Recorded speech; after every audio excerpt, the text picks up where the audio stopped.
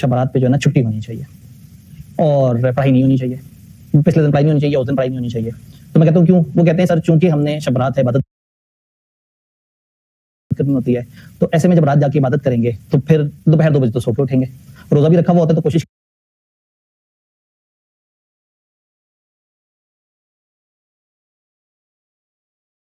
ज़ोहर cross हो जाए, ज़ोहर से असर के दरमियान उठें, नमाज पढ़ें, अगली नमाज का टाइम हुआ वो अफ्तारी भी सर पे खड़ी हुई हो। तो फिर मैं अक्सर उनसे पूछता हूँ कि भाई फिर सवाब किस बात का? मतलब बात यह है कि शब-ए-दारी का मकसद, रात जाग के इबादत करने का मकसद तो तब पूरा हो ना जब आप अगले दिन अपना जरिया माश कमाने के लिए भी निकल रहे हो। और एन शब-ए-बारात जिसका ताल्लुक रिस्क से है, उस दिन आप रिस्क कमाने के लिए बाहर ना निकलें कि नहीं जी मैं तो इबादत करके थक गया था, मैं अल्लाह पे इतना ज्यादा एहसान कर दिया था, मैं क्या करता। तो मजेदारी तब है कि आपकी हैपनिंग भी चल रही हो। जैसे रोजों में लोग काम करना छोड़ देते हैं, जी रोजे हैं जी क्या करें, इस्लामी फरीज़ा है। तो अगर रोजे रख के ठंडे हो जाना है और मेहनत नहीं करनी तो फिर उस रोजे ने मुशक्कत तो दी नहीं।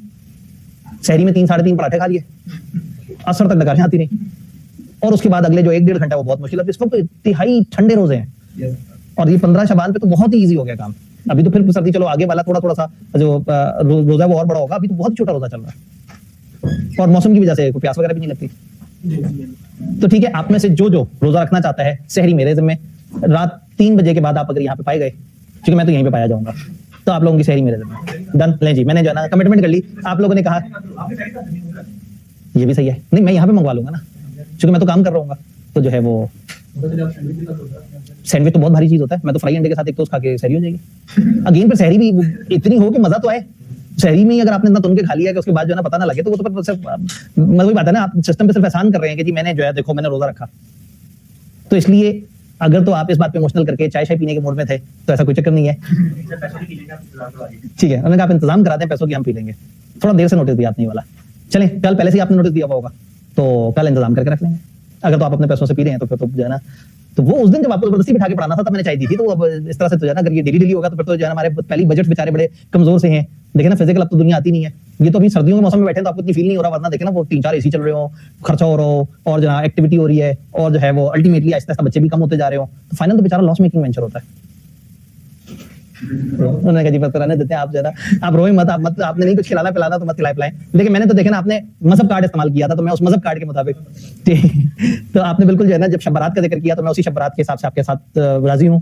तो तमाम लोगों को एट SBI सुबह 3 बजे के बाद की इन्विटेशन है, आप आए और यहाँ पे आके सहरी कर सकते हैं। आप ही जाएंगे बस, ठीक है आप आ जाए, हम यहाँ पे आपको इंशाल्लाह नजर आ रहे होंगे, ठीक है।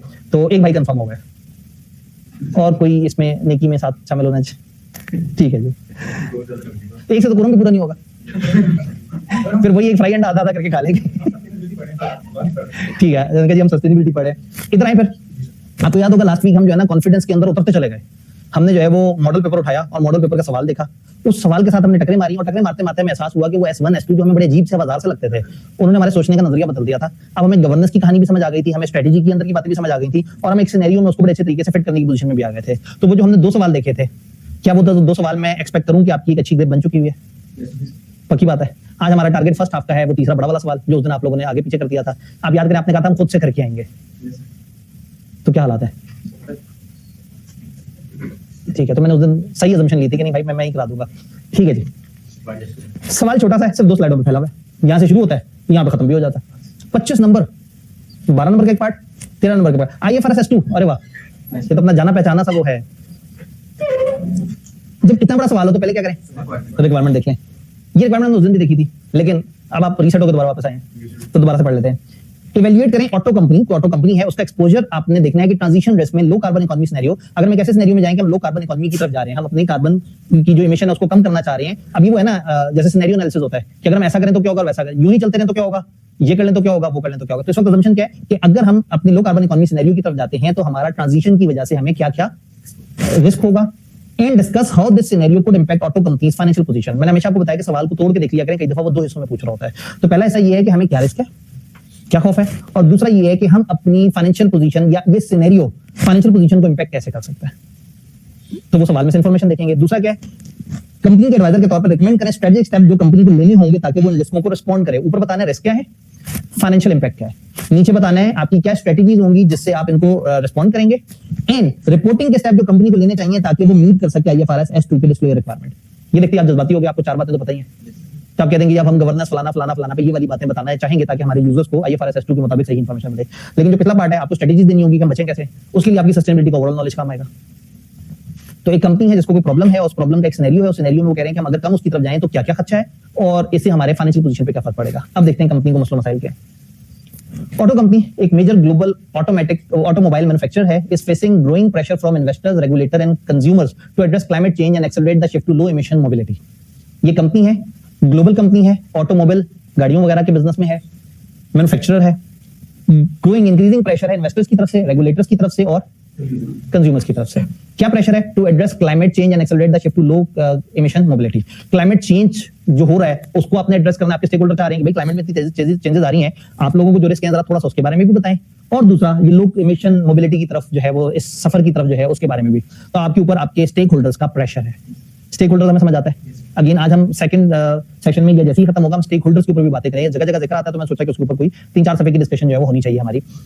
मैंने किताब में भी उसका चैप्टर बनाया हुआ है स्टेक होल्डर्स का, उसके अंदर ये सारी चीजें कवर कर दी हैं। बोर्ड की क्या जिम्मेदारी है, फलाना की क्या जिम्मेदारी है, बाहर के लोग क्या सोचते हैं, अंदर के लोग क्या सोचते हैं। The board has committed to align with IFRS S2 climate related disclosure. Board ने वादा किया है कि वो IFRS S2 climate related disclosure की तरफ चले जाएंगे। पिछली वीक आपकी अंडरस्टैंडिंग थोड़ी सी और बेहतर थी क्योंकि ताजा आपने S2 वाली सारी बातें पढ़ी थी। तो इस वक्त जो है वो देखते हैं कि अब जरा थोड़ा सा रीसेट होने के बाद क्या अभी भी आपका दिमाग बेहतर काम करता है या नहीं करता। And improve transparency about climate related risk and opportunity. आपके स्टेक होल्डर चाहते हैं कि आप क्लाइमेट चेंज के बारे में बताओ और ये जो मोबिलिटी इसके बारे में बताओ। बोर्ड ने का टेंशन ही नहीं लेनी, बोर्ड कमिटेड है, उन्हें पता है IFRS S2 हमें आता है। IFRS S2 के मुताबिक उन्होंने सोचा है कि अब हम इस मसले को रिस्पॉन्ड करेंगे और उससे ट्रांसपेरेंसी लेके आएंगे हम अपने क्लाइमेट रिलेटेड रिस्क और अपॉर्चुनिटीज के बारे में। As part of this initiative auto company strategy team has developed climate scenario analysis. हमारी टीम ने एक सिनेरियो एनालिसिस डेवलप किया है। क्या है scenario analysis? One scenario assume a rapid global transition to a low carbon. एक सिनेरियो जिसमें हम सोच रहे हैं वो दुनिया में तो आतंक मच जाएगी, दुनिया एकदम से धड़ाधड़ लो कार्बन की तरफ चली जाएगी। याद है सिनेरियो एनालिसिस में क्या करना होता था? आपने एक सिचुएशन अगर ऐसे हो गया तो हम क्या करेंगे, तो अगर ऐसे हो गया कि फिर उसके रिस्क भी सोचते हैं, फिर उसके फायदे भी सोचते हैं, फिर अपने एक्शन भी सोचते हैं। अगर ऐसे हो गया जैसे चल रहे हैं तो क्या होगा, अगर दुनिया इस तरफ मुड़ गई या दुनिया ने ये सोचना शुरू कर दिया तो क्या करेंगे, दुनिया ने ये सोचना शुरू कर दिया तो क्या करेंगे। तो इस वक्त हमारा एक सिनेरियो क्या है, ये अज्यूम के दुनिया में अचानक से क्या होगी, रैपिड ग्लोबल ट्रांजिशन होगी लो कार्बन इकोनॉमी की तरफ, align with the well below 2C pathway. अब पता नहीं कौन सा पाथवे हो, पता नहीं कौन सा फ्रेमवर्क हो, लेकिन शायद सवाल का उससे बहुत ज्यादा गहरा ताल्लुक ही ना हो। इन्हें पेपर में अगर कोई अचानक से किसी फ्रेमवर्क का, किसी स्टैंडर्ड का, किसी ऐसी चीज का जिक्र कर देते हैं जो आपके करिकुलम में नहीं है, तो आपने उस जुमले के मुहावरा पढ़ने की कोशिश करनी है। तो उन्होंने कहा जी रैपिड ग्लोबल ट्रांजिशन और ये लो कार्बन इकोनॉमी पे जो अलाइन है एक वेल बिलो 2 सेंटीग्रेड पाथवे से। Okay, while another assume business as usual policies with slow emission reduction. दो सिनेरियो क्या सोच रहे हैं वो? एक सिनेरियो ये कि दुनिया पागल हो जाएगी और थोड़ा धड़ शिफ्ट हो रही होगी लो कार्बन सॉल्यूशन की तरफ, और दूसरा क्या है, जो चल रहा है वो ऐसे ही चलता रहेगा और आहिस्ता आहिस्ता इमिशन रिडक्शंस होंगे। Okay, under the low carbon transition scenario, low carbon transition scenario में हम क्या कर रहे हैं, the market is expected to shift aggressively towards electric. Market तेजी से बिजली की गाड़ियों की तरफ जाएगी with internal combustion engines ICE, वो जो अंदर ही अंदर पेट्रोल को जला के और आग वो हीट करते रहते हैं, ये वाले ICE vehicles facing declining demand. Assumption क्या है, दुनिया तेजी से उस तरफ चली जाएगी, इलेक्ट्रिक गाड़ियों की भरमार हो जाएगी और ये जो ICE टाइप के वो हैं इस वक्त जो मौजूदा, उनको आहिस्ता आहिस्ता डिमांड कम हो जाएगी। हम एक सिनेरियो सोच रहे हैं, स्ट्रिक्टर इमिशन रेगुलेशंस आ जाएंगी एंड पोटेंशियल बैन्स इन की मार्केट बाय 2035 तक अक्सर मार्केट हमें बंद कर देंगी और कहेंगी खबरदार अब हम ये पेट्रोल वाली गाड़ियां, ये जो जलने वाली गाड़ियां, ये हम इस्तेमाल नहीं करेंगे। Auto company which currently derives over 80% of revenue from ICE vehicles. अस्तगफिरुल्लाह, 80% आपको उस चीज से है जो आपका ही एक सिनेरियो अज्यूम कर रहा है कि शायद अभी दुनिया इससे भागना शुरू कर दे। And own several long lived production plant optimized for IC technology। और इसी टेक्नोलॉजी के ऊपर आपने पूरे प्लांट, और वो भी लॉन्ग लिव, बड़े अरसे से हैं, और आप आगे भी तो सोच रहे थे कि बड़े अरसे तक प्लांट चलते रहेंगे। वो जिस गाड़ी के ऊपर चल रहे हैं वो गाड़ी आपकी एक assumption के मुताबिक खत्म होने वाली है। Faces a significant risk of asset standing and production over capacity, क्योंकि जब आप चीजें कम कर देंगे और तो आहिस्ता आहिस्ता वो डिमांड भी कम हो जाएगी, आप बनाएंगे भी कम, आपके एसेट पड़े हुए हैं, बेचारे फारिग पड़े हुए हैं और इस्तेमाल भी नहीं हो रहे, वो आप अकाउंटेड फॉरन से बीच में एक रिस्क ले आते हैं, इम्पेयरमेंट टेस्टिंग। खैर चूंकि अकाउंटिंग नहीं है तो the company may also be exposed to increasing carbon pricing primarily due to vehicle life cycle emissions. तो शायद आपको जो है वो कार्बन प्राइसिंग भी पड़ना शुरू हो जाए। भाई जब आपने गाड़ियां छोड़ दी तो आपको क्यों पड़ेगी लाइफ साइकिल एमिशंस। वो कहेंगे जो आपने बेची थी ना वो धुआं फैलाई जा रही है। तो सिनेरियो है ना, एक सिनेरियो जूम किया। क्या सिनेरियो जूम किया, दुनिया अचानक से शिफ्ट हो गई इलेक्ट्रिक व्हीकल्स पे। 2035 पे दुनिया ने इलेक्ट्रिक गाड़ियां लेनी ही बंद कर दी। आप जहां जहां सेल करते ज्यादातर मुल्कों ने आपको बैन कर दिया। आपका इस वक्त 80% उन्हीं गाड़ियों का है जो बैन होने वाली है, ठीक है, और जो ऑलरेडी सेल भी हो चुकी है उनके ऊपर भी उल्टा सीधा सब टैक्स पड़ने वाला है। और अगर उस वक्त भी आप जिद में वो कर रहे होंगे तो एक तो कुछ मुल्क अलाउ नहीं करेंगे, जो अलाउ करेंगे वहां पे आपको कार्बन के ऊपर टैक्स वगैरह भी अच्छे खासे देने पड़ जाएंगे। गंभीर समस्या है। इन कॉन्ट्रास्ट अब दूसरी तरफ आते हैं। Under the business as usual scenario, IC vehicles are expected to continue to represent dominating sales through 2040 उन्होंने कहा अगर जो चल रहा है दुनिया वैसे ही चलती रहे और आहिस्ता आहिस्ता कार्बन की बातें करें, आहिस्ता आहिस्ता एमिशंस की बातें करें, तो 2040 तक हम मार्केट को डोमिनेट कर रहे हैं, पर्टिकुलरली इन डेवलपिंग मार्केट्स, खासतौर पर वो मार्केट जहां वैसी सस्टेनेबिलिटी अभी आहिस्ता आहिस्ता करके आएगी, उधर तो हम डोमिनेट कर रहे हैं। However, this path results in severe physical climate risk, लेकिन इस रास्ते पे खदशे ये हैं कि आप बहुत सारे फिजिकल क्लाइमेट रिस्क की तरफ चले जाएंगे, इंक्लूडिंग आपकी कंपनी की supply chain, extreme weather events और मुख्तलिफ तरह की चीजों की वजह से डिस्टर्ब हो सकते हैं। क्यों? क्योंकि अभी आप एनवायरमेंट फ्रेंडली तो सोच ही नहीं रहे, तो पता नहीं आपके प्लांट भी कहां लोकेटेड होंगे, आपने उस तरह से भी नहीं सोचा होगा कि वहां सैलाब आ गया तो क्या होगा, हीट वेव आ गई तो क्या होगा, उसमें तो फिर आप सोच रहे हैं ना कि आप अब जरा ज्यादा एनवायरमेंट फ्रेंडली होने की तरफ जाएं। तो वो कहने के उसमें हो सकता है बहुत सारे वेदर इवेंट, बहुत सारी चीजें जो है वो फ्लड्स, हीट वेव और वाइल्ड फायर्स वगैरह, ये हमें नुकसान दें। क्यों? क्योंकि हम इस कंट्री में बैठे हैं और हम धड़ाधड़ बना रहे हैं। अगर हम उस तरफ नहीं गए तो शायद हमारा भी किरदार होगा मौसम खराब होने में, और जब मौसम खराब होगा तो वो मौसम खराब हुआ हमें भी इंपैक्ट करेगा। आपने मौसम खराब किया, मौसम ने आपको खराब किया। तो कहा जाता है कि पृथ्वी अपने बाशिंदों से इंतकाम लेती है हर कुछ अरसे बाद। इसके साथ जितना बुरा किया होता है ये पलट के फिर उतना ही बुरा करती है। कोविड इसकी एक एग्जांपल कहा जाता है कि जब दुनिया बहुत ज्यादा खराब होने लगी थी तो फिर जमीन ने एक दफा जो है ना सबसे कहा कि बस आप घरों में बैठो, तो 6 महीने के लिए इंडस्ट्रियां बंद हो गई, दुनिया थोड़ा सा सुकून में आई, लेकिन उसके बाद फिर दुनिया दोबारा से तेजी चल पड़ी। That could affect key production facility and logistics network, जिससे हमारे logistics network आमदोरफ्त मुतासर हो सकती है, प्रोडक्शन फैसिलिटी मुतासर हो सकती है, assumption ले रहे हैं हम।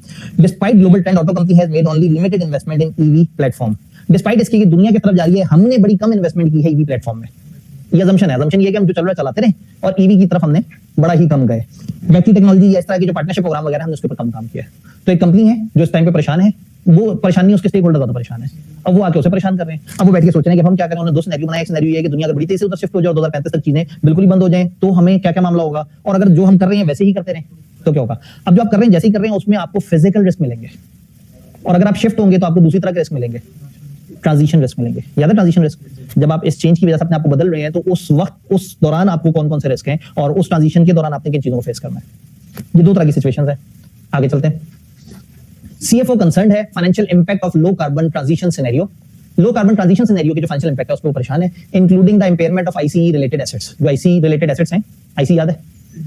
अगेन जरूरी नहीं कि एक नई टर्मिनोलॉजी हो और हमें पता नहीं होता, हम उदास हो जाएं कि भाई हमें क्या पता। इधर जिस तरह से उन्होंने बताया ये वर्ड्स आसान है। इंटरनल कंबशन इंजन, वो इंजन जो इंटरनली चीजों को जला रहे हैं और हीट पैदा कर रहे हैं।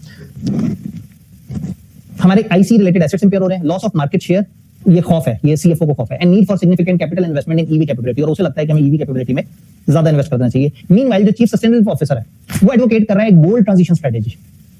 वो कह रहा है कि अब हमें ट्रांजिशन की एक बड़ी बोल्ड स्ट्रेटेजी बनानी होगी, including reallocation of R&D spending, R&D research and development की स्पेंडिंग की रीएलोकेशन करें, न्यू बिजनेस यूनिट एस्टैब्लिश करें, ग्रीन ट्रांसपोर्ट पे काम करें, इलेक्ट्रिक मोबिलिटी पे काम करें, और enhancing climate related disclosure to ensure that stakeholder of this are well informed of its resilience to climate related risk. और सबको खबर में लें और अच्छी तरह से रिपोर्टिंग करें, और तमाम शेयर होल्डर्स को, स्टॉक होल्डर्स को, स्टेक होल्डर्स को एतमाद में लें कि हाँ भाई हम तो इस तरफ आ रहे हैं। Required evaluate auto companies exposure to transition risk in low carbon economy scenario. रुक जाते हैं, आगे नहीं चलते। क्या क्या खतरे सवाल में हमें नजर आ रहे हैं अगर हम उस सिनेरियो की तरफ जा रहे हैं। ये लो कार्बन सिनेरियो कौन सा था भला? पहला वाला। क्या खतरा है?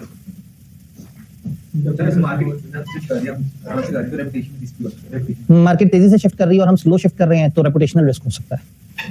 शायद आज इतनी डिमांड ना हो जितनी कुछ साल बाद होनी है, तो हमें इमीडिएटली इसका लॉस हो सकता है। अगर हम इस वक्त तेजी से इलेक्ट्रिक की तरफ आए तो इलेक्ट्रिक की इस वक्त उतनी बड़ी मार्केट ही नहीं है।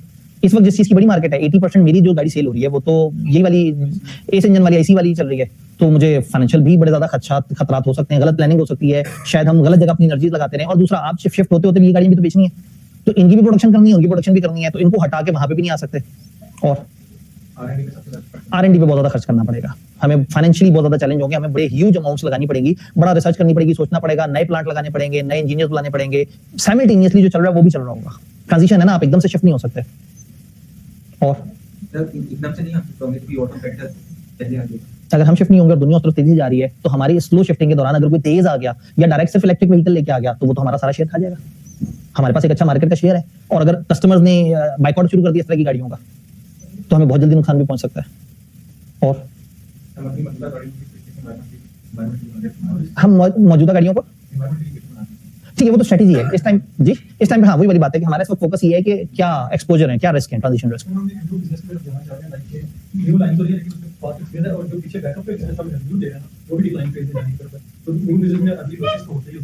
बिल्कुल ये सही कह रहे हैं कि अब हम एक नए बिजनेस सेगमेंट यूं समझे रिलेटेड डाइवर्सिफिकेशन कर रहे हैं। आप उसी ओवरऑल दुनिया में एक नए सेगमेंट की तरफ जा रहे हैं। नया सेगमेंट शुरू में चैलेंजिंग होगा, समझना होगा, सीखना होगा, मार्केट की मार खानी होगी, और जहां हम अच्छे थे उधर से भी निकल रहे हैं, उसको वैसी मार पड़ रही है, और दूसरे वाले में मार्केट हमें मारेगी, तो ये सारे लॉसेस हमें होंगे। और क्या पता गवर्नमेंट अचानक से अपना टैक्स कर दे, क्या पता, क्या उन्होंने बताया भी है फिर वो कह रहे हैं उसके अलावा कोई नया टैक्स के लिए हाँ, अब अगेन वही वाली बात है, कोई पेनल्टी अचानक से पड़नी शुरू हो जाएगी तो हमारा सिनेरियो है ना, तो हो सकता है कि अचानक से गवर्नमेंट बीच में आके बहुत ज्यादा हैवी फाइन पेनल्टीज ड्यूटीज लगाना शुरू कर दे। और सर फेलियर हो सकता है अगर आराम से करेंगे और फिर भी कामयाब ना हो तो यहाँ से भी जाएंगे वहाँ से भी जाएंगे। हम ये सिनेरियो सोच के हो सकता है दुनिया उस तरफ चल पड़े, पता नहीं इस सिनेरियो की प्रोबेबिलिटी कितनी है। मैं सोचूं दुनिया उस तरफ चल पड़ी है, हम जनाब सारी एनर्जी वहां लगाना शुरू कर दें और पता ही लगे कि नहीं दुनिया अभी सुकून में चल में, वो कह रहे हैं यार कोई बात नहीं 2040 तक नहीं हुआ, चलो 70 तक कर लेना देखो। तो जो चल रही थी चीज उससे भी गए, और जो नया बिजनेस है वो तो बहरहाल नया है, उसके अंदर तो एनर्जी लगनी है। और लीगल रिस्क देख लिया हमने, मार्केट रिस्क देख लिया, इन्वेस्टर्स का रिस्क देख लिया, फाइनेंशियल परफॉर्मेंस या फाइनेंशियल इंडिकेटर्स का रिस्क देख लिया, रेपुटेशन देख लिया, क्लाइमेट। लेकिन हम तो शिफ्ट हो रहे हैं, जब हम शिफ्ट हो रहे हैं तो हम एनवायरनमेंट को खराब नहीं कर रहे, ये कभी तो कर रहे हैं। लेकिन इस वक्त उस शिफ्ट ओवर के दौरान जो हमारी जो प्रोडक्शन फैसिलिटीज हैं और खासतौर पे हमारे जो उससे आईसी रिलेटेड जो हमारे जो प्लांट्स और वो सारी चीजें हैं, और आहिस्ता आहिस्ता फिर उनकी इंपेयरमेंट, उसके अंदर बाकी मसले, फिर उनकी सेलेबिलिटी के मसले हो जाएंगे, वहां से पैसा इतना आराम से नहीं निकलेगा। दो लाइन ऑफ बिजनेस को एडवर्टाइज करना है तो पहले वो याद है कम भी खाना पड़ेगा कि ये उसे करना पड़ेगा। ये बड़ी मुश्किल बात है कि आप एक तरफ से एडवोकेट बन रहे होंगे इन्वायरमेंट फ्रेंडली कार्स के, और दूसरी तरफ आप खुद ही इन्वायरमेंट की बड़ी खराब गाड़ियां दे रहे होंगे, प्रोडक्ट डिफरेंशिएशन करना होगा। तो इसका मतलब आपको डिस्क्लोजर्स के अंदर भी बड़ी एहतियात करनी पड़ेगी। तो वो तो चल बात की बात है, लेकिन ये हमारी जो प्रोडक्ट लाइन है वो इस वक्त डिस्टर्ब हो जाएगी, हमारी मार्केटिंग कैंपेन्स या हमारी मार्केटिंग के जो वो है स्लोगन्स है वो मुतासर हो जाएंगे। जो मतलब कि लिस्टिंग ऑफ प्रोडक्ट इंक्लूडेड है वो इसका भी ना कि टेक्नोलॉजी को डेवलप करना है। अब ये नई चेंज का एक सबसे बड़ा रिस्क ये होता है कि एम्प्लॉय भी नए आते हैं, सिस्टम्स भी नए आते हैं, प्लान्स भी नए लगते हैं, कुछ लोगों को फौरन समझ आती है, कुछ को नहीं आती, हमारे बोर्ड ऑफ डायरेक्टर्स तक को भी नहीं समझ होती, कमेटियों को नहीं समझ होती, नीचे के जो काम करने वाले उनको समझ नहीं होती। ऑब्वियसली जब भी नया आता है तो नया हमेशा कुछ रिस्क लेके आता है। डिस्टेंस ये है कि शायद लोग चेंज को पसंद ही ना करें, शायद हम लोगों को चेंज की तरफ लेके जाएं, वो कंपनी छोड़ के चले जाएं, यार बेहतर है मैं फिर डायरेक्टली किसी ईवी जो ऑलरेडी कर रहे हैं वहीं चला जाऊं, ताकि ये सारी मुसीबतें मैंने झेलनी है, ख्वारियां मैंने करनी है, रातों में मैंने जागना है, काम मैंने करना है, और बाद में प्रॉफिट कंपनी ले जाएगी। तो एम्प्लॉइज की तरफ से भी बड़ी रेजिस्टेंस आ सकती है। स्टेक होल्डर तो पहले ही आपके खिलाफ हुए हैं, मार्केट रिसर्च करनी पड़ेगी, ऐसी प्रोडक्ट बनाएंगे तो उनको पसंद ही है। मार्केट की रिसर्च भी करनी पड़ेगी, फिर आपको ऑपरेशनल एफिशिएंसी भी करनी होगी, और फिर उस तरह की ईवी बनानी होगी जो लोगों के लिए काबिल कबूल भी हो। अब हम एक नया बिजनेस स्टार्ट कर रहे हैं तो उसकी अलग सप्लाई चेन होगी, इसका अलग मसले होंगे। अलग सप्लाई चेन, अलग डिस्ट्रीब्यूटर, नए रिलेशन, नई नेटवर्किंग, नए ताल्लुक, गवर्नमेंट से लाइसेंस भी देने वाला है। फिर गवर्नमेंट के नए सिरे से लाइसेंसेज और वो सारी चीजें, उसकी कॉस्ट, उसके चांसेस मिले नहीं मिलेगा, जब लेने जाएंगे कहेंगे आप वही गंदे लोग हैं, आपको तो नहीं देना लाइसेंस। फिर क्या करना पड़ेगा, एक सब्सिडी बनाएंगे, वो सब्सिडी को लाइसेंस दिलवाएंगे, सब्सिडी को हम ओन करेंगे, और फिर उस तरीके से आएंगे। इन्वेस्टमेंट चाहिए होगी, अगर बहुत पर करेंगे तो इन्वेस्टमेंट चाहिए होगी, इन्वेस्टमेंट किनसे मिलेगी, स्टेक होल्डर से। स्टेक होल्डर पहले बाजार बैठे हुए हैं, और अगर आप उन्हें कहीं नहीं पैसे तो इस दफा सही जगह लगाएंगे, तो कहेंगे पहले गलत जगह लगा रहे थे। तो बड़ा मुश्किल है कि एक गंदा बिजनेस कहे कि मैं एक अच्छा काम करने लगा हूं और अब मैं सुधर रहा हूं, लोग नहीं भरोसा करेंगे इतनी जल्दी। रेपुटेशन जो है तो वो गुडविल कैसे होगी। वो जो रेपुटेशन पीछे चल रही होती है वो अल्टीमेटली आपको नुकसान तो दे रही होती है। मुझे तो किसी मूवी में एक विलन अचानक से कहता है मैं अच्छा आदमी बन गया हूं और वो अच्छा काम करना शुरू कर देता है, तो एंड तक डाउट रहता है कि नहीं अभी अचानक से इसके अंदर से विलन निकल के आएगा। तो कंपनी तो उसी तरह के मसले में। ठीक है, मेरे ख्याल में हमने रिस्क पे काफी बात की। दूसरा एलिमेंट क्या था जी, डिस्कस करें हाउ दिस सिनेरियो, ये सिनेरियो अजम्पशन लेंगे सिनेरियो हो गया, could impact auto companies financial position.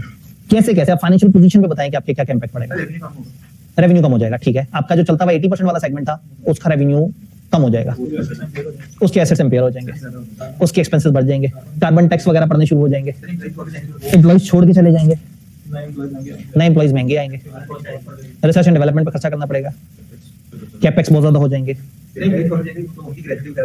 Employ जब छोड़ के जाएंगे तो खैर वो ग्रेचुइटी तो आपके किसी ना किसी फंड का ऐसा होता है, तो आप उसको डायरेक्ट उतना कॉस्ट नहीं वो करेंगे। हाँ, एम्प्लॉय की छोड़ के जाने की जो कॉस्ट है वो ये है कि नए की हायरिंग की, फिर उसकी ट्रेनिंग की, फिर उसके सिस्टम समझते समझते जो लॉस करेगा वो भी तो कॉस्ट है ना। और मार्केटिंग में ज्यादा खर्चा करना पड़ेगा, अपना डिसेंट इमेज बनाना पड़ेगा, ग्रीन वॉशिंग शायद देने करनी पड़ जाए, खैर पैसे लीगल प्रोसीजर्स पे पैसा लगेगा, लाइसेंसेस पे पैसा लगेगा, नए लोन वगैरह लेंगे उसके ऊपर बहुत सारे नए लोन लेंगे और उसके ऊपर अब अगेन उसके ऊपर इंटरेस्ट शायद ना पड़े, हो सकता है आप ग्रीन फाइनेंसिंग की तरफ चले जाएं। ये क्या था ग्रीन फाइनेंस, नेक काम के अच्छे कामों के लिए, एनवायरमेंट बचाने के लिए जो आप लोन लेते हैं तो उस लोन्स के ऊपर थोड़ा बहुत आपको बेनिफिट मिल जाता है। इसको हमने कहीं किसी जगह किसी स्लाइड में डिस्कस किया है। ग्रीन फाइनेंस पे कभी बहुत ज्यादा डायरेक्ट बात तो नहीं हुई, जबानी बात हुई थी। चलें ठीक है, फिर आज मैंने ग्रीन फाइनेंस भी एहतियातन डाला हुआ था कि मैंने कहा कि एक दफा से आइडिया लूंगा, क्योंकि सवाल में ग्रीन फाइनेंस में आ ही जाना था बीच में।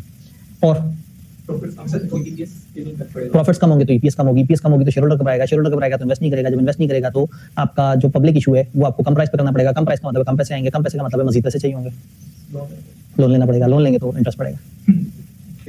और दिन ज्यादा नंबर का सवाल है, अब भुगते हैं, ठीक है। हाँ जी, जो पुराना लोन लिया होता है के लिए उसकी जो फाइनेंसिंग है उसमें इशू होगी। फाइनेंसिंग अब दोबारा से करने के ऊपर भी मामला होगा। फिर जब बैंक को पता लग जाएगा कि जिस बेस पर उसने लोन दिया हुआ है अगर हम उसको लेके नहीं चल रहे तो उनको उसकी रिकवरेबिलिटी में मसला होगा, उनके लोन के कॉवेनेंट मुतासर हो जाएंगे। अब अगेन बॉन्ड डेप्थ में जाए तो बड़ी सारी बात है, कैश फ्लो भी इतने नहीं है, ज़ाहिर है पुराने लोन पे करने के लिए भी पैसा चाहिए और नए लोगों से पैसे लेके पुराने लोन पे करते हैं तो फिर दोबारा कहानी वहीं आ गई। जी, जो व्हीकल सेल कर चुके हुए हैं उसके ऊपर भी आपको खर्चा आते हैं कि उसके भी कुछ टैक्स वगैरह आपको पड़ेंगे, उसके लिए भी तो प्रोविजन रखनी पड़ेगी, पेनल्टीज देनी पड़ेंगी या पेनल्टी की प्रोविजन रखनी पड़ेगी कि बुरा तो किया आपने, अब कभी भी जुर्माना पड़ जाएगा। इन्वेंट्री की इंपेयरमेंट थोड़ा सा गलत हो जाएगा। ये जो IS2 है ना, उसने बड़ा खास तौर पे कहा है कि खबरदार आपने इन्वेंट्री पे वर्ड इंपेयरमेंट इस्तेमाल नहीं करना, ठीक है। तो इन्वेंट्री की हम NRV टेस्टिंग कर लेंगे, इन्वेंट्री को हम देखेंगे कि कितना राइट ऑफ करने की जरूरत पड़ सकती है, लेकिन इंपेयरमेंट का लफ्ज इन्वेंट्री में इस्तेमाल करना अकाउंटिंग स्टैंडर्ड्स के मुताबिक गुनाह कबीरा है। आई के अपने ऑडिट की किताब में ऑडिट पे सब्सटेंटिव प्रोसीजर इन्वेंट्री के बनाते हुए वहां लिखा कि इंपेयरमेंट टेस्टिंग करेंगे। उसके बाद जो मेरे से टैग हो सकता था सबको टैग करके मैंने स्टैंडर्ड उठा के उसके स्नैपशॉट उठा के भेजे कि यार इतनी बड़ी गलती चार्टर्ड अकाउंटेंट्स करेंगे तो अजीब ही हो गया। भाई मैं तो फिर भी ऑडिट या थ्योरियां पढ़ाने वाला हूं ना, जो अकाउंटिंग वाले उनको तो पता होना चाहिए ना कि इस तरह की बात नहीं होनी चाहिए। जी, मैं तो भागा हूं, मैं तो पता नहीं इंपेयरमेंट का IS 36 पता नहीं कब पढ़ा था, 2007 में मैंने वो पेपर क्लियर किया था ई की अकाउंटिंग का। हाँ, तो देखे ना उसको 19 साल हो गए। हाँ जी, कार्बन पॉइंट्स खरीदने पड़ जाएंगे, उसके ऊपर खर्चा करना पड़ेगा, नहीं तो पेनल्टीज देनी पड़ेगी, उस पर ज्यादा खर्चा करना पड़ेगा। इसका मतलब एक बात आपको समझ आ गई है, आपने सिर्फ अपनी लिखने वाली पावर इंप्रूव करनी है। जिस तरह से ये जो हमारा सस्टेनेबिलिटी चल रहा है ना, उससे कम से कम एक थिंकिंग बन गई है। जो मेरी ख्वाहिश थी ना, मतलब मैं इन सारी डिस्कशंस पे बहुत मुतमईन हूँ, मुझे बड़ा अच्छा लग रहा है कि आप लोग जो है वो सोच रहे हैं। हाँ, हर बंदा बहुत ज्यादा नहीं सोच रहा, कुछ ऐसे इंतजार में होते हैं कि कहीं और से आवाज आ जाए तो चलो मेरी बारी ना आए, ऐसे नहीं करना। पता है, क्योंकि पेपर में आप अकेले होंगे, पेपर में जब तक आपके अंदर से आवाज नहीं निकलेगी तब तक बात नहीं बनेगी। हम जितनी डिस्कशन कर रहे हैं, हमने जितना पढ़ा है उसके मुताबिक कर रहे हैं, हम अपनी तरफ से कोई बात नहीं करें। हाँ, कोई बंदा शायद अपना मार्केट का नॉलेज की बेस पे 10-15% एक्स्ट्रा बात कर दे, तो आपकी भी तो नॉलेज डेवलप होगी। इस तरह के सवाल करके कुछ और प्रैक्टिस सवाल भी होंगे, तो आपने भी जब पेपर में गए होंगे तो आपकी एक अच्छी बेस बनी हुई होगी। दूसरा, जाहिर है सिलेबस को बहुत बड़ा नहीं है, लेकिन हम फिर भी बड़ा थॉरोली हर पॉइंट पे डिस्कस करते हैं, तो you always have some good things to write. सिर्फ स्टेप 1 ये है कि आपने लेक्चर ध्यान से सुनेगा। लेक्चर जो है ना, ये बड़े इंपॉर्टेंट है, क्योंकि इधर जब बेस बनेगी तो पेपर में अक्सर लोग जो है ना कहेंगे यार पेपर देने गए थे, अजीब से बड़े-बड़े से सिनेरियो थे, किताब में तो ऐसी बात लिखी भी नहीं थी। अगर आप गौर से देखें तो इन तीनों सवालों में एग्जैक्टली किताब की लिखी हुई कितनी को बात हमने की है, लेकिन किताब ने हमें फ्रेमवर्क दिया है, सोचने का नजरिया दिया, गवर्नेंस को कैसे सोचना है, क्लाइमेट रेजिलियंस क्या है, फलाना चीज किस तरह से है, और हम उस नॉलेज को उठा के जगह जगह इस्तेमाल कर रहे हैं। लेकिन एक जगह जहां फौरी में मदद नहीं कर सकता, जहां एक हफ्ते के बाद में मदद करने की पोजीशन में होगा, वो है आप लिखते कैसे हैं। बोलने में तो आप बहुत अच्छा बोल रहे हैं, मजा आ रहा है, सवाल ये है कि आप लिखते भी उतने शौक से उसी तरह से। तो उसकी जब प्रैक्टिस होगी और फिर उसके बाद हम उस पर डिस्कशन करेंगे और देखेंगे कि इसकी ड्राफ्टिंग में कहां किस तरह से प्रेजेंटेशन बेहतर की जा सकती है, तो हमारे पास थोड़ा सा ज्यादा पॉइंट्स आ जाएंगे। तो मैं करूंगा ये कि आप सब लोगों ने जो अपने अपने जवाब जमा कराए होंगे इलेक्ट्रॉनिक फॉर्म में, क्योंकि हम अगले हफ्ते एक एक्टिविटी करेंगे, एक दिन मुख्तस करके, और आप लोग उस दिन जो है वो अपने अपने लैपटॉप्स लेके आएंगे और चार्जर भी अपने लेके आएंगे। हम यहाँ पे एक्सटेंशन और इस तरह की चीजें प्रोवाइड कर देंगे आपको, और आप यहाँ बैठ के जो है वो, और अगर आपके लैपटॉप बैटरियों वाले होंगे, चार्जिंग हुई भी होगी तो शायद उससे भी काम चल जाए। लेकिन बहरहाल हम जो है थोड़ा सा यहाँ पे कुछ माहौल बनाने की कोशिश करेंगे कि जो है वो आप लोगों के पास चार्जिंग अवेलेबल हो, सवाल आपको दे दिए जाएंगे। आईकेप की तरह एक क्वेश्चन पेपर, आईकेप जो है जब ट्रांजिशन की तरफ जाता है तो वो फिजिकल क्वेश्चन पेपर भी देता है 1-2 अटेम्प्ट तक, हाँ लोगों को थोड़ी सी आदत हो जाए, उसके बाद वो क्वेश्चन पेपर भी सॉफ्ट में आना शुरू हो जाता है। तो अभी तक तो फिलहाल ये फिजिकल कागज की फैसिलिटी नजर आ रही है, अनलेस कि आईकेप को इस पर नोटिफाई कर दे तो आपको फिजिकल कागज पकड़ा देंगे, लैपटॉप आपके पास होगा और आप धड़ाधड़ लिखे जा रहे होंगे। फिर उसके बाद हम जब नेक्स्ट वर्किंग क्लास में इकट्ठे होंगे तो तब तक मोस्ट प्रॉब्ली मैं मैक्सिमम उनको चेक कर चुका हूँ। अगर डिले हुआ तो जिस वक्त भी चेक हो चुके होंगे, मैं फिर आपको कहूंगा कि हाँ भाई मेरे पास इस सवाल कितने रिस्पॉन्सेज आए, कितने लोगों ने ये टिपिकल गलती प्रेजेंटेशन किस तरह से की। तो आपकी जो सॉफ्ट कॉपी है उसके ऊपर तो हमने कमेंट्स जारी कर दिए होंगे, लेकिन मैं ओवरऑल जनरल कमेंट्स आप सबको ओवरऑल सबके स्क्रिप्ट पे भी देने की कोशिश करूंगा, ताकि थोड़ा सा आइडिया हो जाए। तो आप लोगों को अपने अपने स्क्रिप्ट की गलती भी नजर आ जाएगी, और ओवरऑल टिपिकल क्या मिस्टेक्स जो दूसरे कर रहे हैं आपने नहीं की, आपको बचना चाहिए, वो भी पता लग जाएगा। तो वो एक बड़ी मजे की एक एक्टिविटी है जिसका मैं बड़ी शिद्दत से इंतजार कर रहा हूँ। और अब आपके पास लॉन्ग वीकेंड भी आ रहा है तैयारी करने के लिए। जी, बसंत की छुट्टी का हमसे ताल्लुक ही नहीं है, हमारी इस क्लास से ताल्लुक नहीं है। हमें गवर्नमेंट ने कह दिया है कि आपने Friday Saturday Sunday college open नहीं करना, लेकिन हमारी क्लास तो पहले 3 दिन होती है। वो पहले 3 दिन ट्यूसडे वेडनेसडे होती है, अगले वीक भी ट्यूसडे वेडनेसडे, तो हमारा ये वीक भी महफूज है, अगला वीक भी महफूज है। आखिरी 3 दिन में जिनकी क्लास हो रही है वो जाने और वो टीचर्स जाने के वापस में क्या करते हैं, हमारा तो इससे ताल्लुक ही नहीं। हाँ, हम ज्यादा ये करेंगे कि हम कल एंड तक पढ़ें, उसके बाद अगले वीक में एक दिन फुल राइटिंग, एक दिन आपको छुट्टी मिल सकती है उस गुज़िश्ता बसंत की वजह से। यानी मुझे ये हो कि हाँ भाई आपके पास पूरा टाइम है, आप ये वीकेंड भी आपके पास है, और नेक्स्ट वीक में हम वेडनेसडे वाले दिन आप इकट्ठे हुए और आपने बस सिर्फ लिखने वाला काम किया। इस बहाने आपको मुझसे भी निजात मिल जाएगी, क्योंकि मैं पढ़ाई जा रहा हूँ। याद उस दिन देखा था सिलेबस का पहला एरिया तो सिर्फ IFRS S1 था। चले, पहला पार्ट समझ आ गया। दूसरा part, as auto companies adviser recommend करें स्ट्रेटेजिक स्टेप्स जो ऑटो कंपनी को लेने चाहिए to respond to risk it is expected to, and reporting step that company should take to respond to and meet IFRS S2 disclosure requirement. 2 बातें हैं, क्या 2 बातें हैं? अगर इसको मुझे आसान अल्फाज में कोई बता दे। किबला पहली बात आसान अल्फाज में बता दे। सर स्ट्रेटजी बताएं कि जो हमारे पास रिस्क है हम पे कैसे हम इसका सोचेंगे। वो जो ऊपर हमने रिस्क बताए थे उनसे कैसे निपटें। तो जब आपके पास पिछला सवाल लिखा हुआ होगा, अगेन किबला पार्टी आपने लिखा हुआ है, आप पार्टी को दोबारा ओपन करते हैं, क्या आप उसमें अपने लिखे हुए को कॉपी कर सकते हैं? जब आपने कॉपी कर लिया फिर आपने पार्ट बी ओपन किया, क्या यहाँ पेस्ट हो सकता है? जिंदगी आसान हो गई। आपको स्टार्टिंग पॉइंट मिल गया, ऊपर आपने रिस्क बताए हुए थे, जिस रिस्क का सॉल्यूशन समझ आ रहा हो ठीक है, जो नहीं समझ आ रहा उड़ा देना। लेकिन स्टार्टिंग पॉइंट तो मिल जाएगा ना, बार बार नहीं सोचना पड़ेगा मैंने पार्ट ए में क्या किया था। तो अगेन जो रिस्क पीछे नजर आए हैं उनको रिस्पॉन्ड किस तरह से करना है, एक पार्ट जी रिस्क और स्ट्रेटेजी बताते जाएं। और अगर आप इतनी अच्छी मैपिंग में नहीं कर सके तो कोई मसला नहीं है, सिर्फ स्ट्रेटेजीज बता दें, रिस्क की लिस्ट देख के सोचते जाएं और स्ट्रेटेजी बनाते रिक्वायरमेंट नहीं है। मैं ये कह रहा था कि आप उसे सामने रख लें, अगर आप तो हर रिस्क के सामने बता सके बहुत अच्छी बात है, कुछ रिस्क में बता सके कुछ में नहीं बता सके तो उनको उड़ा दिया, और जो बाकी बच गए उनकी लिस्ट बता दी कि वो जो रिस्क हमने पार्ट ए में मेंशन किए हैं वो उसकी कुछ ओवरऑल स्ट्रेटेजी है। अगेन कमजोर दिल वालों के लिए, और जो ऐसे हों कि हर रिस्क के आगे बड़ी प्यारी सी बात बता सकें तो फिर बताएं उन्हें कि मुझे बड़ा कमाल आता है, मैं सही रिस्क के सामने सही स्टेप्स बता रहा हूं। खासतौर पे जब आपकी डुप्लीकेशन ऑफ एफर्ट नहीं है, आप दोबारा से लिख नहीं रहे, आपने वो वहां से उठा के उसको कॉपी पेस्ट किया है और उन हेडिंग्स के आगे आप अपनी बात की बातें लिख रहे हैं, तो ये तो फायदा हो गया कंप्यूटर बेस्ड एग्जाम का। दूसरा क्या है ये भाईजान, ये आगे क्या कह रहे हैं, वो अजीब सी गंदी सी बात लिखी हुई है। कंपनी क्या स्टेप लेके IFRS S2 के मुताबिक चीजें मीट हो, वो एक ही स्टेप है, IFRS S2 के डिस्क्लोजर डाल दे। हाँ, लेकिन अब अगर आप डिस्क्लोजर बताएंगे तो ऐसा मजा नहीं आएगा, उन्होंने सवाल जैसे पूछे जवाब वैसे ही देना है। बताओ कंपनी क्या स्टेप्स लेगी कि वो इस तरह की रिक्वायरमेंट को मीट करे, तो कंपनी गवर्नेंस के ऊपर बात करेगी, कंपनी अपनी स्ट्रेटेजी पे यूं बात करेगी, कंपनी अपने रिस्क मैनेजमेंट पे यूं बात करेगी। अब आपने ना थर्ड पर्सन बन जाना है, आप मी नहीं है, आप कौन है, आप एडवाइजर है, वो आपसे आगे कह रहा है कि वो लोग क्या करेंगे, तो अब जवाब में ये नहीं कहना हम ऐसा करेंगे हम ऐसा करेंगे, जवाब आप देंगे थर्ड पर्सन के टोन में, वो ऐसा करेंगे, उन्हें चाहिए कि गवर्नेंस के बारे में ये लिखें, उन्हें चाहिए कि फलाने के बारे में। तो पेपर में देखना बड़ा जरूरी है कि वो आपसे मुखातिब किस तरह से सवाल, क्या आप उस कंपनी के कोई इंसान है, कोई ऑफिसर है जिसको उन्होंने कहा कि तुम बताओ तुम क्या करोगे, या आप एक थर्ड पर्सन है जिससे कहा कि वो देखो वो जो गलत कर रहे हैं उसका क्या सोल्यूशन होगा। ये छोटी सी बात याद रखने से पेपर में 1-2 नंबर ऊपर नीचे हो सकते हैं। ओवरऑल मतलब स्ट्रेटेजिक स्टेप्स जो ले ताकि उन रिस्क को जो एक्सपोज है उनको कवर किया जा सके। तो ऐसे में उसने बिल्कुल ये नहीं कहा कि आइडेंटिफाई ईच रिस्क और उसके अगेंस्ट उसकी स्ट्रेटेजी दें। We are open. मैं कहता कि अपनी सहूलत के लिए हम रिस्क सामने रख लेंगे ना तो हमें ज्यादा बेहतर तरीके से हम उसके स्टेप्स बता सकेंगे। कहीं स्टेप बताते हुए कोई चीज हम मिस कर दो बाद में ख्याल आया कि सामने लिखा होता तो मैं उसकी बात भी कर लेता।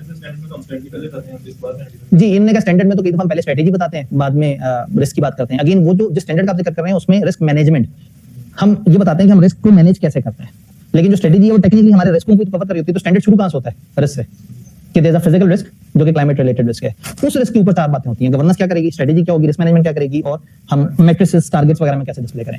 तो ऐसा नहीं है, स्टैंडर्ड में भी पहले रिस्क है बाद में वो जिस रिस्क आप जिक्र कर रहे हो रिस्क मैनेजमेंट है, जो रिस्क को हैंडल कैसे कर रहे हैं। स्ट्रेटेजीज बताएं जी, मसले आपको नजर आ रहे हैं, क्या स्ट्रेटेजी बताएंगे इस रिस्क के वो से बचने के लिए, ताबकारी असरात से बचने के लिए। ठीक है, कमेटी शायद बनी हुई होगी, हम कहें हमारी जो कमेटी है उसको टास्क असाइन होना चाहिए। ठीक है, अब अगेन जब आपने रिस्क बताया पार्ट ए में तो उन्होंने पार्ट ए में ऊपर वाले रिस्क, लेकिन एक दफा दोबारा देख लेते हैं कहीं उन्होंने किसी और सिनेरियो का रेफर ना किया हो। As auto company adviser recommend strategic step that auto company should take to respond to risk it is expose to and reporting step. अभी भाई का बड़ा मजे का पॉइंट है कि जब इन्होंने कहा कि जिस रिस्क को ये एक्सपोज है, सवाल ने ये नहीं कहा कि ये उस सिनेरियो वाला या उस सिनेरियो वाला। तो हो सकता है यहाँ आपको ये खौफ लगे तो आप ज्यादा बातें उसकी कर दें और कहें कि वो जो सेकंड सिनेरियो उसके भी कुछ रिस्क है। और एक ये गैप लीजिए, आप कहानी शुरू यहां से करें कि वो जो पार्ट ए में आइडेंटिफाइड रिस्क है ये उसकी कुछ स्ट्रेटेजीज है। जब उन्होंने ओपन स्कोप छोड़ दिया तो हमने स्कोप डिफाइन कर लिया कि जो ऊपर हमने रिस्क बताया था ये अच्छी सी स्ट्रेटेजी है और वो अपने शेयर होल्डर्स को इत्मीनान मिलेंगे। जी, रिस्क बताएं, फर्स्ट करें फिलहाल सिर्फ सिनेरियो 1 की बात करते हैं। क्या रिस्क है, ओ सॉरी क्या स्ट्रेटेजी है। जैसे दोनों कई में डिफिकल्टी चाहिए इन्वेस्टमेंट के लिए, तो प्राइवेट क्रेडिट बाय करें और लाइक हम प्राइवेट क्रेडिट भी बाय करें तो जब आपको लोन लेने में डिफिकल्टी वगैरह आ रही होगी तो फिर कोशिश करें कि ग्रीन फाइनेंसिंग की तरफ जाएं, उस तरह की फाइनेंसिंग की तरफ जाएं जो कि गवर्नमेंट भी प्रमोट करती है और जहां खास तौर पे आप इलेक्ट्रिक या आप कहीं भी एनवायरमेंट फ्रेंडली होने की कोशिश करें और उसमें ही उनको साथ साथ बताएं कि हम इस लोन से अपने कार्बन क्रेडिट्स भी लेंगे क्योंकि इस वक्त जो गलत प्रैक्टिसेस है हमने उसको भी ऑफसेट करना है। एक स्ट्रेटेजी बता दी, हम अपना भी तो एनवायरमेंट बेहतर करें, आहिस्ता आहिस्ता अपने लोगों में भी तो अवेयरनेस लेके आए कि सस्टेनेबिलिटी क्या होती है। और यहाँ पे चीफ सस्टेनेबिलिटी ऑफिसर का जिक्र भी कर दिया था उन्होंने, यही था ना कहीं ये, तो फिर कहीं चीफ सस्टेनेबिलिटी ऑफिसर कुछ ट्रेनिंग्स करवाए, कुछ लोगों को अवेयर करवाए, कुछ नीचे तक लोगों को बताए कि जी क्या क्या चीजें किस तरह से बेहतर, तो हम भी अपने आप को आहिस्ता आहिस्ता रेजिलिएंट बनाए, हम भी आहिस्ता आहिस्ता उस तरफ जाने की कोशिश करें। ठीक है, इन्होंने कहा एक स्ट्रेटेजी ये भी हो सकती है कि अगर शिफ्ट हमें बहुत ही अब्रप्ट लग रहा है तो कम से कम फिलहाल हम ये वाली चीज आउटसोर्स कर लें, जॉइंट वेंचर्स कर लें, कुछ अलायंसेस कर लें जो मार्केट में ऑलरेडी प्लेयर है, रादर देन हम सिरे से मार्केट में एंटर ना हो, हम कम से कम किसी और के कंधे पे हाथ रख के मार्केट में आ जाएं। मैनेजमेंट के इंसेंटिव को लिफ्ट कर दे। अब ये गौर से देखिए तो स्टैंडर्ड आपको मशवरे दे रहा है, ये स्टैंडर्ड के अंदर का मशवरा है, तो लिंक कर दें आप जो है वो इंसेंटिव्स को उसके साथ, मतलब अपने सस्टेनेबिलिटी टारगेट्स के साथ लिंक कर दें इंसेंटिव्स को। हाँ जी, इधर से भी रिसर्च एंड डेवलपमेंट पे अच्छा खर्चा करके और आप अपने जो नए वाले बिजनेस मॉडल उसको ज्यादा एफिशिएंट बना सकते हैं। जी, टाइम फ्रेम बना सकते हैं कि हमारा 2 साल में ये टारगेट है, 5 साल में ये टारगेट है, 10 साल में ये टारगेट है, तो हमें स्ट्रेटेजी में टाइम मैपिंग करनी चाहिए। जो हम बार बार परेशान हैं भाई, दरवाजे तो अभी भी 4 ही लगाने हैं ना, पहिए भी 4 लगाने हैं, डिग्गी भी उसी तरह से होगी, इंजन बदलना है ना, तो वाई नॉट कि हम कहीं ना कहीं अपने मौजूदा जो है उसके अंदर भी कुछ इस तरह की चीजें लेके आए कि हमारी जो मौजूदा गाड़ी है वो भी सॉर्ट ऑफ हाइब्रिड किस्म की हो जाए, या हम कम से कम अपने मौजूदा प्लांट का जितना इस्तेमाल कर सकते हैं उसके साथ खासतौर पे जो इंजन की टेक्नोलॉजी है वो डिफरेंट तरह की ले, तो ये भी पॉसिबल है। हमारा जो प्लांट कार्बन एमिशन कर रहा है उसको खत्म करने की जो प्लांट हमारा कार्बन एमिशन कर रहा है उसके ऊपर थोड़ी सी वर्किंग शुरू कर लें, उसमें देखें कि क्या क्या तरीके से हम उसे बचा सकते हैं, उसमें क्या टेक्नोलॉजी यूज की जा सकती है, कौन से ऐसे टूल्स, कौन सी ऐसे इक्विपमेंट यूज कर सकते हैं जिससे हमारी कार्बन की एमिशन भी थोड़ी कम हो जाए, क्योंकि हमने कार्बन पे टैक्स भी देने आगे। पाकिस्तान के कॉन्टेक्स्ट में जो पॉलिटी है, लेकिन बाहर के सवाल देखो तो एक पॉइंट इस तरह का होता है कि हम लॉबिंग करें अपने जो दूसरे सेक्टर है उससे इस तरह आधा करें कि आपको इंसेंटिव्स होना दिए जाए कि हम ग्रीन शिफ्ट हो हैं तो गवर्नमेंट हमें जल्दी ग्रांट दे, सब्सिडी होना दे। अगेन मतलब ये कह रहे हैं कि मतलब ऑब्वियसली पाकिस्तान में उतना रेलेवेंट नहीं है, लेकिन ये है कि कंपनी वालों को चाहिए कि अगर वो बड़े लेवल पे खेल रहे हैं तो वो थोड़ी सी लॉबिंग करें, और लॉबिंग करके जिस तरह से अचानक से जो है ना वो टोयोटा पे जहां मुश्किल टाइम आता है वो फौरन से कहते हैं हम जा रहे हैं पाकिस्तान से बाहर, सारे कहते हैं नहीं नहीं मत जाओ बेइज्जती हो जाएगी, वो कहते हैं ये टैक्स क्यों लगाया, वो ऐसे क्यों किया, वो ऐसे क्यों किया। तो होता है ये कि जो बड़े प्लेयर्स होते हैं उन बड़े प्लेयर्स के पास ये एक फ्रीडम होता है कि वो इकोनॉमिक लेवरेज ले रहे होते हैं, क्योंकि उनकी वजह से मुल्क में काफी ज्यादा इकोनॉमिक्स वो चल रही होती है, तो ऐसे में वो फिर कंपेन करना शुरू कर देते हैं, अपील करना शुरू कर देते हैं और गवर्नमेंट के सामने अपने पॉइंट्स रखते हैं। तो जैसे इन्होंने कहा कि कुछ लॉबिंग करें, कुछ मिनिस्टर्स वगैरह कुछ इस तरह के लोगों को साथ मिला के उनसे कहें कि भाई हम अच्छाई की तरफ जा रहे हैं, कोई इंसेंटिव्स निकालो, कोई क्रेडिट्स निकालो, कोई बेनिफिट्स निकालो। सर रेजिडेंट कि हम स्टार्टिंग से इतनी मशीनरी अपनी लगा दें, ठीक है, खुद बनाना स्टार्ट कर दें, काम को आउटसोर्स करते हैं, कुछ प्रोडक्शन करवाते हैं, मार्केटिंग करते हैं, उसका देखते हैं रिजल्ट क्या है। इन्होंने कहा फिर हम ग्रेजुअल शिफ्ट ओवर की तरफ भी जा सकते हैं कि हम थोड़ा सा काम करवाएं और आहिस्ता आहिस्ता मार्केट का रिस्पांस देखें और ग्रेजुअली आहिस्ता आहिस्ता अपनी यूनिट्स लगाने की तरफ आएं, आहिस्ता आहिस्ता हम वहां से निकल रहे होंगे, हमें एक नया एवेन्यू आना शुरू हो जाएगा, कुछ पैसे आएंगे, ऑल्दो हमारा एक बड़ा कट्टू ले जाएगा जो हमें चीज बना के दे रहा होगा, लेकिन स्टिल हमारे पास थोड़ा सा बिल्डिंग क्वेश्चन आना शुरू होगा, हम एक छोटा सा टेस्ट मार्केट कर चुके होंगे, हमारे इजी हो जाएगा। जी स्टेक होल्डर्स को एतमाद में लें क्योंकि फाइनेंशियल रिस्क और कंपनी की इस वक्त आगे कुछ साल शेयर्स की प्राइस वगैरह भी ऊपर नीचे होने वाली होगी, कंपनी लग रहा होगा कि पैसे खर्च रही है और आ कुछ नहीं रहा, तो स्टेक होल्डर्स के साथ अच्छी एंगेजमेंट्स करें, ये बड़ा प्यारा लफ्ज है कि एंगेजमेंट्स कर लें स्टेक होल्डर्स के साथ। जी जनरल पब्लिक के लिए कोई एजुकेशनल कैंपेन्स वगैरह होंगे, अगर आप ईवीज पे शिफ्ट होंगे तो आप माहौल का जो है उतना फायदा करेंगे, वैसे बहाने मार्केटिंग में असल में वो ऑलरेडी प्रॉब्लम ये है कि जनरल पब्लिक तो शोर मचा ही रही है, तो वो तो ज्यादा ही अवेयर है, और ऊपर से आप मार्केटिंग करके अपना जो चलता हुआ प्रोडक्ट है उसको पहले दिन ही फौत कर देंगे, तो इसलिए ना मतलब बड़ा ध्यान से, अब हमने बहुत ओपनली खुल के नहीं आना क्योंकि हम कुछ बुरा भी कर रहे हैं।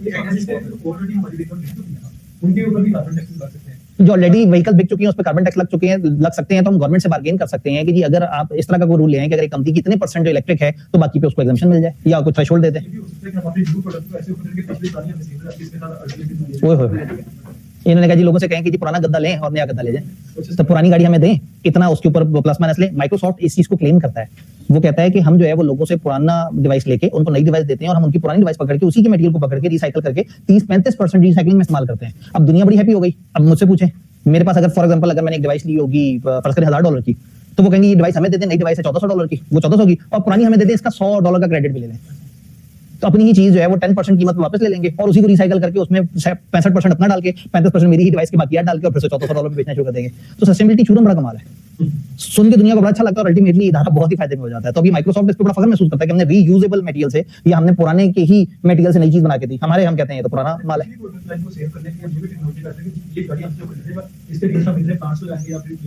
ताकि लोगों को लगे कि इसके साथ भी एनवायरनमेंट को बच रहे हैं, सिर्फ इसे ईवी को हम करते जाएंगे, वो कहेंगे तो पिछले तो खराब ही करते हैं, उसके साथ भी हम देंगे अल्टरनेटिव भी हम कर रहे हैं एनवायरनमेंट को। जो पिछले वाले गाड़ियां लेके गए हैं ना वो एक बड़ा पेन पॉइंट है, उसके लिए फिर हमें कुछ ना कुछ कैंपेन्स ऑफर्स लगानी पड़ेंगे कि जिन्होंने पीछे हमारी गाड़ी ली हुई है वो इस तरह से हमसे मेंटेनेंस करवाया करें, हम उनकी मेंटेनेंस करके कम से कम वहां पे उस गाड़ी के फ्री में उनको वो फिल्ट्रेशन वगैरह करके दें। जो दूसरी वाली गाड़ी है जाहिर है उसके अंदर तो आप इंसेंटिव देंगे, लेकिन बस एक चीज जिससे हमें इस वक्त अवेयर होना है कि हम इतनी मार्केट ना करें कि जो चल रहा है वो भी खत्म हो जाए, ट्रांजिशन है। स्टेक होल्डर्स को एजुकेट करेंगे कि हमें फाइनेंसिंग चाहिए होगी फॉर अ बेटर कॉज, जिसके लिए वो अगला वाला स्टेप है हमारा वो कि हम किस तरह से रिस्पॉन्ड करेंगे और किस तरह से हम वो मीट करेंगे, तो वो वाली बात उधर कवर हो जाएगी। स्टेक होल्डर शोर डाल रहे उसको कमेटी में डाल देंगे, उसको कहेंगे कि ये रिप्रेजेंटेटिव है बाकी स्टेक होल्डर का, उसको मीटिंग में बुला के अच्छे से जाए वो खाना खाना खिला दिया करेंगे और उसे कहेंगे कि बस तुमने बाहर निकल के मीडिया को अच्छी सी बातें बतानी है। ऐसा भी होता है, जो शोर मचाने वाले होते हैं उनको थोड़ा सा आप जो है ना कुछ लेन देन करके मामला निपटा लेते हैं।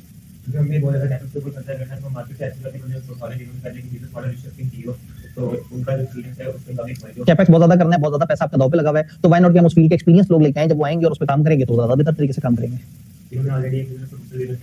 कुछ ऐसे लोग जो कि जिनको आदत है, जो कि एक खराब इदारे को चलाना जानते हैं या एक इदारे में बहुत सारी चेंजेस देखी हैं, तो ऐसे लोगों को थोड़ा सा लिंक्डइन पे मुख्तलिफ और जगह पे हम थोड़ा सा प्रोफाइलिंग कर लें और ऐसे बंदे को देखें कि जिसने मुख्तलिफ कंपनियों के इस तरह के इनिशिएटिव्स को देखा हो और उसको पता हो, क्योंकि जब आप चेंज की तरफ जाते हैं ना तो चेंज मैनेजमेंट अपने अंदर एक बड़ा भरपूर टॉपिक है जो कि इस वक्त ना कैफ लेवल पे पाया जा रहा है, कहीं ना सीफेफ लेवल पे पाया जा रहा है। पुराने जमाने में ये सीफेफ में भी सिलेबस में होता था और कैफ में भी होता था कि चेंज मैनेजमेंट को आपने कैसे हैंडल करना है, एक एक करके ना सारी काम की बातें माइनस करते जा रहे हैं। जी और कोई 2-3 मोटी मोटी स्ट्रेटेजी फिर आगे चलते हैं। सवाल को दोबारा देखिए तो शायद आपको जरा थोड़े से आइडियाज आ जाएं। उधर तो आप पेपर में तो अपनी आंसर स्क्रिप्ट को देख रहे होंगे। चाइना भी इसमें बहुत सस्ता इन्होंने इसमें चाइना को इन्वॉल्व कर, लेकिन पेपर में ये लिखना कि चाइना सस्ती चीज देता है, तो आप कहें वो मुल्क जो कि जिनसे जरा सस्ती टेक्नोलॉजी मिल सकती है। प्रॉब्लम पता है कि जब आप ज्यादा इंपोर्ट करते हैं ना तो उससे भी आप एनवायरमेंट खराब कर देते हैं। एनवायरमेंट बड़ी पेचीदा सी चीज है। ये ऑलरेडी मेरा प्रोजेक्ट चला रहे हैं, हमारी प्रॉपर्टी प्लांट इक्विपमेंट जो दूसरी चीजें पड़ी हैं, क्लाइमेट चेंज के ऊपर भी सकते हैं, उनको भी सिक्योर करनी है। हमें अब जो एग्जिस्टिंग जो क्लाइमेट की वजह से जो खतरात आ सकते हैं, हमें उसको भी सिक्योर करने की जरूरत है। मैं जो पहले लगी हूं उसी को अपग्रेड करके जो पहले प्लांट लगे हुए हैं उन्हीं के अंदर ही हम वो चीजें मिक्स एंड मैच कर लें, उसका कोई और यूज सोच लें, वहां पे वो बना दें, मॉल बना दें। पैकेजेस का केस स्टडी डिस्कस हुआ था आपसे?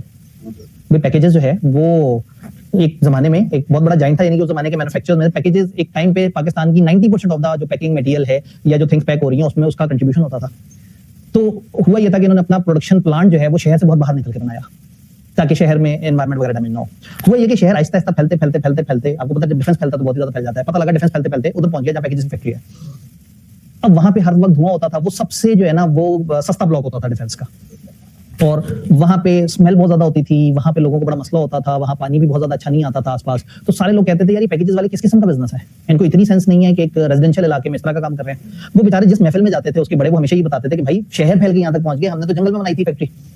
अब प्रॉब्लम ये है कि वो सही होने के बावजूद भी उनके ऊपर प्रेशर था, और प्रेशर ये था कि पर वो जब अमीर कम्युनिटी में जब सारे इकट्ठे होते थे तो कहते थे यार ये इस बंदे का ना ये इनसे कोई डील ना करे, यार ये तुम क्या कर रहे हो, पूरा डिफेंस का बेड़ा रखा हुआ तुमने। तो चंद 10-12 बड़े बड़े जाइंट इकट्ठे हों और वो कहें कि यार इसके साथ कोई डील नहीं करेगा, तो कितनी सैकड़ों कंपनियों ने डीलिंग बंद कर देनी है। पैकेज ने सोचा कि यार ये तो बड़ा मसला हो गया।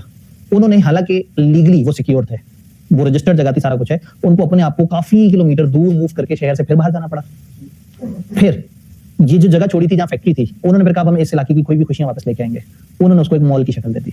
तो जो पैकेजेस मॉल है किसी भी और मॉल की निस्बत ज्यादा अजीब गरीब है। मॉल नॉर्मली चौकोर से होते हैं, इसमें आप जाते हैं तो ये चली जा रहा है बंदा कहते हैं यार ऐसा कौन मॉल बनाता है जिसमें आप एक तरफ जो चलते जा रहे हो। वो उनकी फैक्ट्री थी, जिस फैक्ट्री को उन्होंने रीडिजाइन करके मॉल की शक्ल दे दी, और वही उनका जो सारा एरिया था वो पार्किंग के तौर पर भी इस्तेमाल हो गया। और उन्होंने कोई भी खुशियां जो वापस लानी थी, उन्हें बाद में ख्याल आया, पता लगा कि इससे तो ज्यादा कमाई है, तो फैक्ट्री उधर भी मूव कर लिया। जो एक्जिस्टिंग फैक्ट्री है उसको एक रीपर्पस कर दिया। अब ये भी बात है, इनके पास एक्जिस्टिंग फैक्ट्री है, शायद बहुत ज्यादा चेंज ना हो सके, अपग्रेड ना हो सके, तो हम उससे अपने कुछ और सस्टेनेबिलिटी इनिशिएटिव्स को भी पूरा कर सकते हैं कि जी अब हम जो है ना ये यहाँ पे बच्चों का एक स्कूल बना देंगे, जिस जगह यहाँ पे बच्चे आगे पढ़ा करेंगे, हम यहाँ पे इस तरह से कर देंगे। व्हाट्सएवर आप वहां पे बहुत सारी इस तरह की वो रंगबाजियां कर सकते हैं, पेपर में नहीं लिखना है।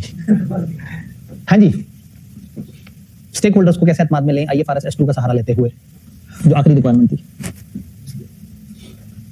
क्या ले कंपनी स्टेप्स? कंपनी अपने स्टेक होल्डर्स के साथ शेयर करे कि हमारी गवर्नेंस लेवल पे इस पे कौन काम कर रहा है, हमारी कौन सी कमेटी बनी हुई है। फिर अब तो आपको 2 ऑफिसर्स का जिक्र भी हो गया, CFO भी बड़ा परेशान सा रहता है और CSO भी, तो जिक्र कर दें इसका कि हमारी गवर्नेंस के साथ जो टॉप कनेक्टेड हमारा CFO है वो भी सस्टेनेबिलिटी के इनिशिएटिव्स में आता है और कंसर्न होता है, और हमारा जो CSO है उसका तो काम ही सस्टेनेबिलिटी के इनिशिएटिव्स है। अपनी गवर्नेंस को एक्सप्लेन कर दें। सवाल ने आपको खुद ही 1-2 ऑफिसर बता दिए, और फिर मतलब ये वो तो आप आगे जब बता रहे होंगे स्ट्रेटजी मसले तो उसको रेगुलेटर्स भी डर जाएंगे, लेकिन यही है कि ये हमारे जो गवर्नेंस के अंदर टॉप में जो लोग बैठे हैं वो यूं परेशान हैं इस पे, और वो उसके ऊपर एक्शन ले रहे हैं। स्ट्रेटजी के थ्रू क्या बताएंगे? रिस्क पे बात करेंगे, रेजिलियंस पे बात करेंगे, शॉर्ट टर्म लॉन्ग रन पे बात करेंगे, बिजनेस मॉडल के चेंज की बात करेंगे, सिनेरियो एनालिसिस की बात करेंगे। अब आप ये देखें कि वो सारी बातें जो हमने पढ़ी थी एक सवाल में कितने खूबसूरत तरीके से सब फिट हुआ है। और रिस्क मैनेजमेंट पे क्या बात करेंगे? नहीं, रिस्क मैनेजमेंट में ये बातें नहीं होती थी कि हम लोगों को बताएंगे कि हमने मुख्तलिफ तरह की जो रिस्क हमें फेस करने पड़े हैं, उनकी आइडेंटिफिकेशन का हमारा क्या प्रोसेस है, उसकी रिपोर्टिंग का एब्सोल्यूट बेशक मत बताएं, आप हवाई बात कर देंगे। हम उसकी आइडेंटिफिकेशन का प्रोसीजर लोगों से शेयर करेंगे, उसकी रिपोर्टिंग का प्रोसीजर शेयर करेंगे, हम उसकी प्रायोरिटाइज करने के जो टूल्स हैं या प्रायोरिटाइज करने का जो हमने फार्मूला या जो तरीका बताया हम वो स्टेक होल्डर से शेयर करेंगे। जरूरी नहीं कि आप वो कागज पे लिख दें, आप कहें हम वो चीज जिस तरह से स्टैंडर्ड नहीं हमें बताते, कुछ भी नहीं बताते और कहते हैं बस ऐसे करेंगे, तो आपने जवाब देते हुए वो इंतकाम आइकर लेना है। और मैट्रिसेस में क्या बताएंगे? अब आपके पास ईयर भी मौजूद है, आपके पास परसेंटेज भी मौजूद है। एग्जिस्टिंग हमारा 80% है, तो हम टारगेट सेट करेंगे कि 3 साल बाद 50% दोनों होनी चाहिए, और 10 साल बाद जो है वो 10% से कम होना चाहिए, और ये 90% से ऊपर होना चाहिए। तो कुछ टारगेट्स, कुछ मैट्रिसेस में सवाल के अंदर अगर कोई न्यूमेरिकल चीजें दी हुई हैं तो हम कहेंगे कि हम बताएंगे कि इस वक्त ये सिचुएशन है और हम आगे इस पे यूं बेहतरी की तरफ जा रहे हैं। तो ब्रेक बीच में आ गई, नहीं तो बड़ा मजा आ रहा था जी। क्वेश्चन भी कंप्लीट हो गया, तो अगेन एक कट ऑफ पॉइंट तो ऐसा चाहिए। तो यहाँ तक चीजें समझ आ रही हैं। यहाँ पे एक छोटी सी ब्रेक लेते हैं, छोटी सी मोटी सी, टाइम कितना है? ब्रेक के बाद हमने स्टेक होल्डर्स की बात करनी है। 8:19, 8:30 या 35? 30 की ज्यादा बात थी, 35 की? 35 ठीक है जी। 8:35 पे इकट्ठे होते हैं और फिर स्टेक होल्डर्स की बातें करते हैं।